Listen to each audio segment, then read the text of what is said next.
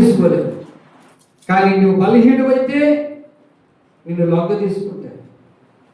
అందుకే ఇక్కడ కీర్తనకాడు ఏమంటున్నాడు, దేవుని ప్రజలారా, సహనముతో కనిపెట్టుకుంటుని యెహోవా కొరకు నేను సహనముతో కనిపెట్టుకుంటే. మనం ఆరాధన చేసిన కీర్తనలో ఏముంది?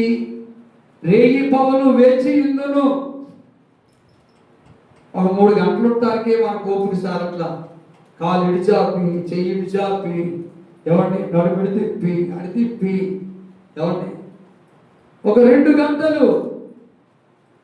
కానీ ఇక్కడ కీర్తనకాడు ఏమంటున్నాడు, యెహోవా కొరకు నేను సహనముతో కనిపెట్టుకొని ఉంటేని అంటూ కింద ఏమంటున్నాడు, ఆయన నాకు సెవయకి అని నా మొర ఆలకించాను. సహనముతో కనిపెట్టుకొని ప్రార్థన చేయాలి. ప్రార్థనలు చాలా రకరకాలు ఉన్నాయి. కనిపెట్టుకునే ప్రార్థన ఉంది. ఆ కనిపెట్టుకునే ప్రార్థనలో మందిరంలోకి వచ్చి ఎవరి ముఖ వైపు చూడకుండా దేవుని ముఖ దర్శనం చూసే వ్యక్తిగా కళ్ళు మూసుకొని కనిపెట్టుకొని స్తోత్రాలు చెప్తూ స్తుతులు చెబుతూ నిలబడి ప్రార్థన చేస్తావో, మోకరించి ప్రార్థన చేస్తావో, కూర్చుని ప్రార్థన చేస్తావో, పడుకుని ధ్యానం చేస్తావో, కనిపెట్టుకొని దేవుని సన్నిధిలో ఆత్మలో ధ్యానం చేయాలి. కనిపెట్టుకునే ప్రార్థన. సంఘం సహకరించగా ఈ ప్రార్థన నేను పెట్టట్లా. ధ్యానించే ప్రార్థన వేరు. మనం ఒక ఆయన పెట్టాడు 7 గంటలు ఎవరిని 7 గంటలు స్తుతి ఆరాధన. పద్మ గారు ఎన్ని గంటలు? మీకు నా కాళ్ళు పై భాగాల పై 7 గంటలు అండి. 7 గంటలు. 3 గంటలన్నర టైం ఇచ్చాడు. ఈ 3 గంటలన్నర నువ్వు నడుస్తావు, నువ్వు నిలబడతావు.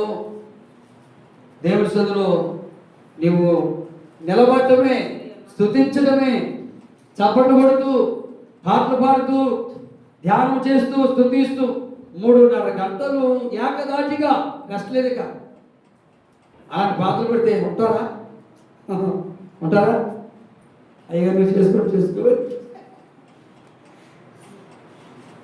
మొత్తం వేసి వెళ్ళిపోతారు. ఒక్కొక్కరు ముందు శాతం వెళ్ళిపోతాయి. నేను ఇప్పుడు వెళ్ళా ఇల్లు అట్లా ఎవరు ఉంటారండి, ఆయన చేసుకొని దారి చూపిస్తాను. ఆ దారి కదా మా నమ్మ దారి చూపిస్తుంది. ఈయనకి 10 పాటలు ఎందుకు 3:30 గంటలు 3:30 గంటలు ఎంత టీ బ్రేక్ అంట, టీ ఎత్తాడంటే బిస్కెట్ ఎత్తుకుంట, ఈ పాడు బిస్కెట్లు, ఈ పార్టీ మాకు దొరకదా? వీటి కోసం మనం వచ్చేదండి. 7 గంటలండి. 7 గంటలు. మనం ఒక ఆయన 24 గంటలు పెట్టాడు. 24 గంటలండి. మందిరంలో కూర్చోటమే, మందిరంలో స్తుతించడమే, మందిరంలో ఆరాధించడమే, మందిరంలో ప్రార్థన చేయటమే, మందిరంలో ధ్యానం చేయటమే. ఇక మందిరమే. ఎందుకు ఇది? గతంలో చెప్పాను కదా, జనమా పాడు చేయవాడు హఠాత్తుగా నీ మీదకు వచ్చుచున్నాడు. వచ్చేటప్పుడు దీవించేవాడు కాదు, మేలు చేసేవాడు కాదు, ఆదరించేవాడు కాదు, ఆశీర్వించేవాడు కాదు, పాడు చేసేవాడు. నిన్ను పాడు చేసేవాడు, నీ మనసును పాడు చేసేవాడు, ఎవరి నీ జీవితాన్ని పాడు చేసేవాడు, నీ శరీరాన్ని పాడు చేసేవాడు, నీ శరీర అవయవాలను పాడు చేసేవాడు హఠాత్తుగా నీ మీదకు వచ్చుచున్నాడు. చూడ మాటలు మీకు చూపిస్తాను. దేవుని పొందగా ఏ స్కేల్ గ్రంథమా?